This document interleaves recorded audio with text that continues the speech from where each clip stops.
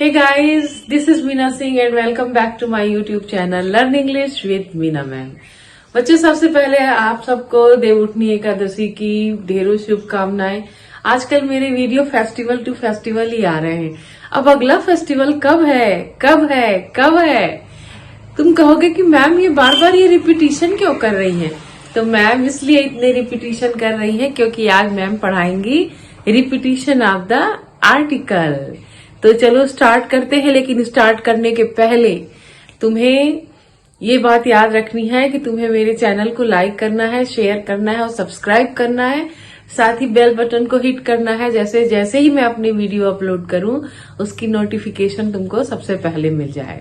तो चलो शुरू करते हैं बिना टाइम वेस्ट करे। ठीक है, तो आज का हमारा चैप्टर क्या है? Repetition of articles. तो आज हम पढ़ने जा रहे हैं रिपीटिशन ऑफ आर्टिकल्स। तो रिपीटिशन का अर्थ क्या होता है? रिपीटिशन का अर्थ होता है बार बार किसी चीज को यूज करना, है ना?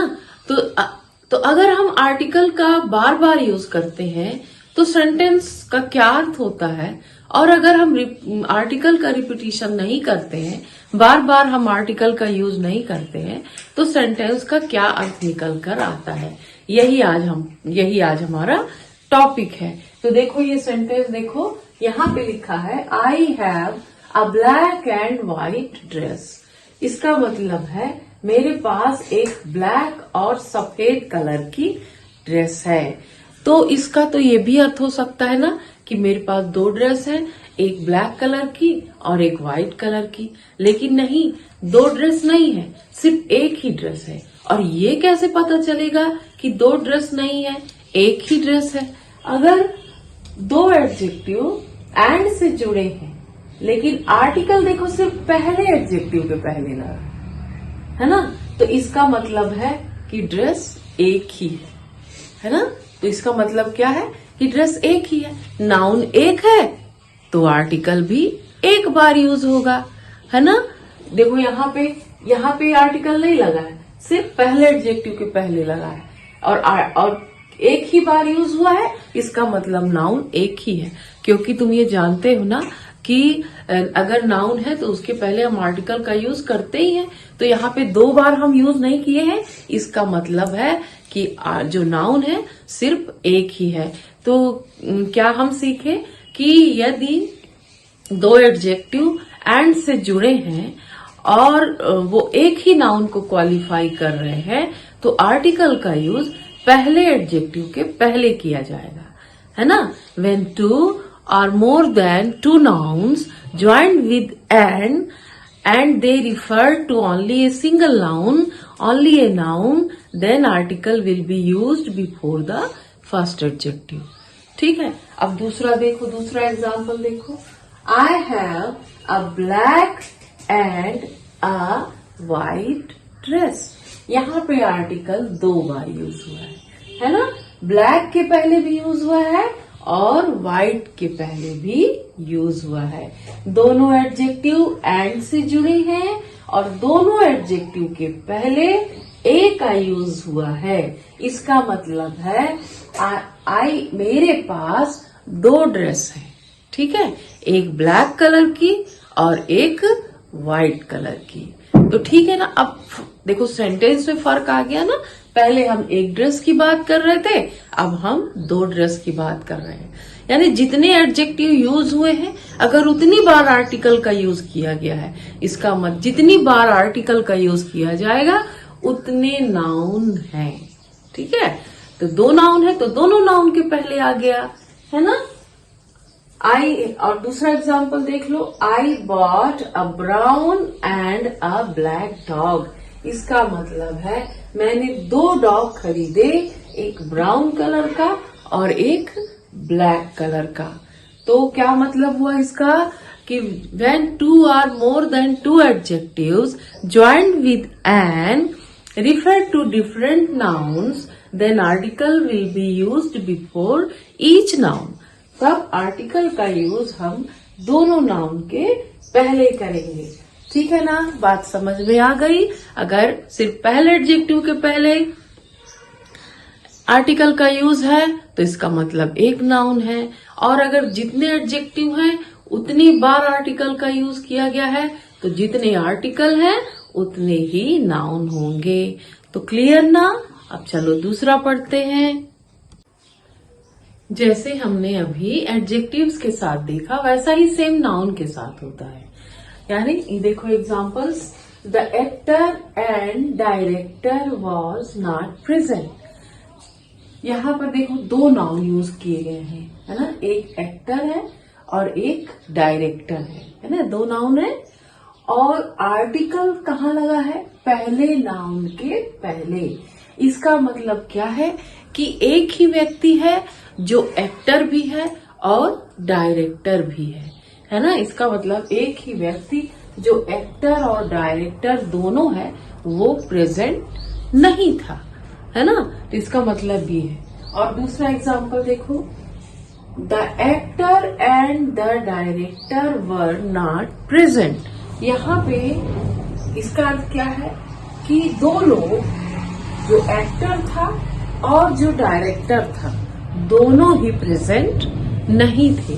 ठीक है, तो वही जो हमने अभी पढ़ा था कि when two or more than two nouns joined with and qualify a noun, then article will be used before the first noun, है ना।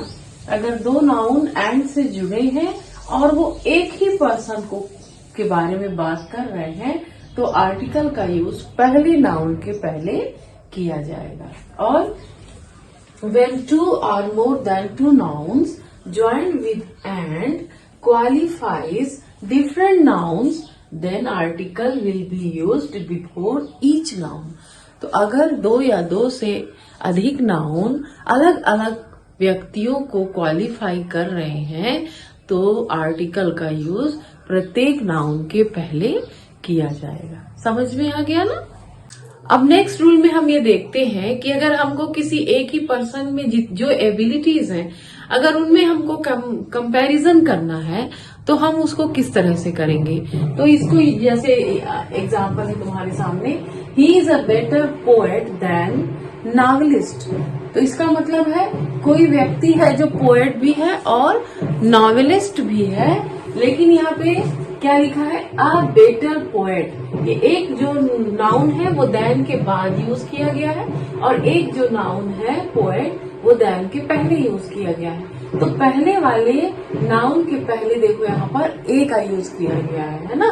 तो इसका मतलब है कि उसके अंदर दोनों एबिलिटी है, वो पोएम भी लिख सकता है और नॉवेल भी लिख सकता है, लेकिन वो पोएम ज्यादा अच्छी लिखता है ना।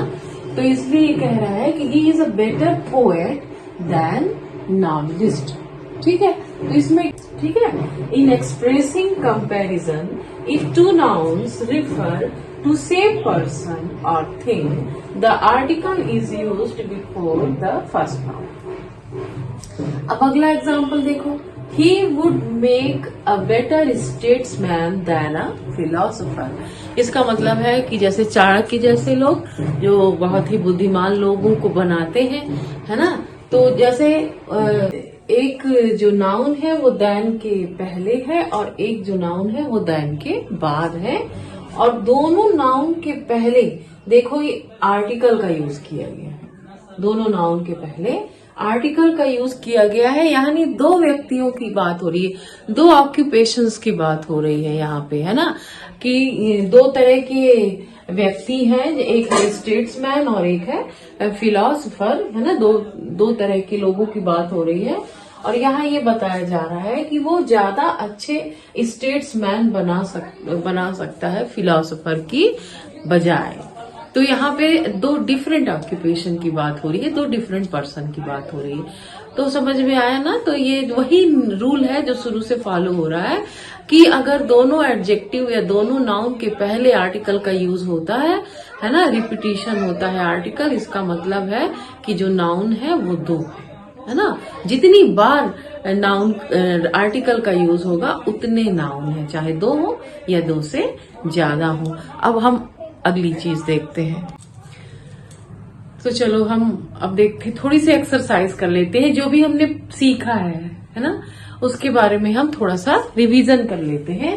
तो यहाँ पे देखिए, अब हमने रिपीटिशन ऑफ आर्टिकल पढ़ा, ये पढ़ा कि कब कब कहाँ कैसे हमको ए आर्टिकल का यूज, ए एन या द जो भी आर्टिकल यूज हो उसका यूज करना चाहिए। अब हम ये भी सीखेंगे कि जो सिंटैक्स होता है उसके बारे में भी जानेंगे। अगर 2 बार आर्टिकल यूज हो रहा है तो वर्ब सिंगुलर होगी या प्लूरल होगी, और अगर 1 बार आर्टिकल का यूज किया जा रहा है तो वर्ब सिंगुलर होगी या प्लूरल होगी, इसके बारे में हम जानेंगे। ठीक है, तो देखो, द कैप्टन एंड ओपनर, हाँ, डैश हियर, इसका मतलब क्या है? पहली बार सिर्फ पहले नाउन के पहले आर्टिकल यूज किया गया है। इसका मतलब क्या है कि एक ही व्यक्ति है जो टीम का कैप्टन भी है और वो ओपनर भी है और वो यहाँ पर है। तो क्योंकि ये एक ही पर्सन है इसलिए यहाँ पे हम किस वर्ब का यूज करेंगे? सिंगुलर वर्ब का यूज करेंगे।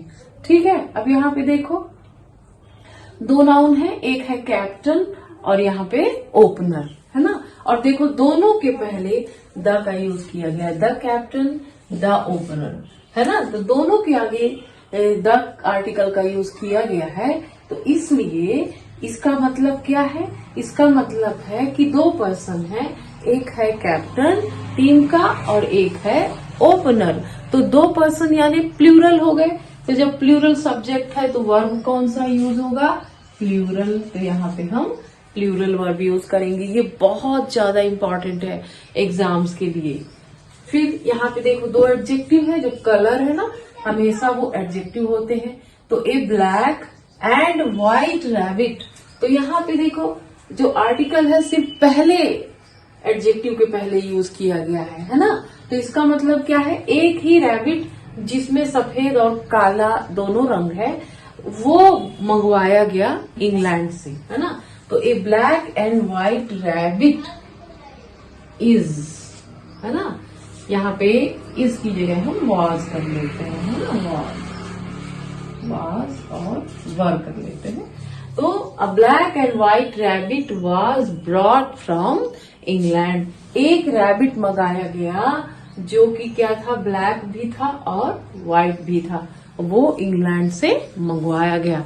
ठीक है, अब देखो ये मैंने अभी तुम्हें ये नहीं बताया था, इसको हम ये इसी से समझ लेंगे। I read the second and fourth, अब चैप्टर होगा कि चैप्टर्स होगा, है ना, यहाँ पे हम ये देखेंगे। तो चैप्टर के साथ ये होता है कि अगर हम सिर्फ पहले ये जो ये नंबर है, ठीक है ना, उसके पहले आर्टिकल का यूज करे हैं तो हम प्लूरल में लिखेंगे, चैप्टर्स लिखेंगे। ये चैप्टर के साथ ही ये नियम लागू होता है कि अगर हम ऐसे ऑर्डिनल नंबर का यूज करते हैं, जैसे सेकेंड और फोर्थ, ये ऑर्डिनल नंबर यूज किए हैं, और अगर पहले ऑर्डिनल नंबर के पहले हम सिर्फ आर्टिकल लगाए हैं तो चैप्टर को हम प्लूरल में लिखेंगे, चैप्टर्स, है ना।